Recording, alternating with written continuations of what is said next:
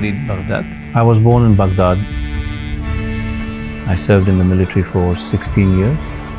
After the collapse of the regime, the situation was chaotic. There was no law. There were no police. There was no security. Abu Abed was probably assessed as irreconcilable. Everyone was living in extreme fear. He was a very impressive guy. We knew that. A retired colonel or lieutenant colonel of the Iraqi Army Special Forces. Almost every household in Baghdad acquired a weapon to protect themselves and their families. They were in a fight for their lives. Al-Qaeda was everywhere. They would kill people and leave them in the streets. Sectarian violence was just starting to really get bad. It was a very brutal war, ugly. There were bodies being dropped in the streets. The American military was trying its best, but the problem was too great. We were not doing a very good job of protecting the people we were there to protect. Another way to put it would be that this was hell. During the day, Al-Qaeda was everywhere. I'm talking about thousands of people killed. It was a complete mess. Entire families were murdered in their homes just for voicing their opinion. We were convinced that there had to be a revolution. You know, we had been hurting, right? We were suffering losses. And then what we're finding out too is, so are the citizens of Amelio.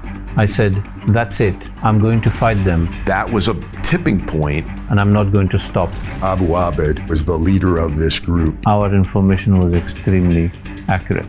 But the Americans, they would never trust us. They didn't know us. They were doing what they were doing not because of us. They were doing it to protect the citizens of Amelio. There is no law. There is no police. But there is us. And we will fight for our people.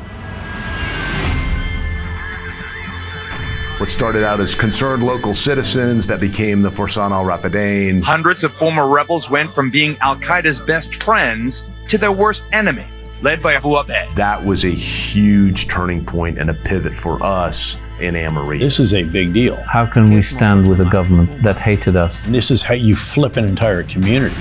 That was where I think trust started to establish. They called it the Triangle of Death, a terrorism stronghold. We had to change that image. I'm in this room about this size of about 15 of my new best friends. They all look like insurgents. And I said, what do we do? And he said, we go after them now. Even though I knew I would be killed. Everything changed. They wanted something they could belong to, something to be proud of. Al-Qaeda came from all over Iraq to kill us, to extinguish this ember. A small group against a global criminal organization.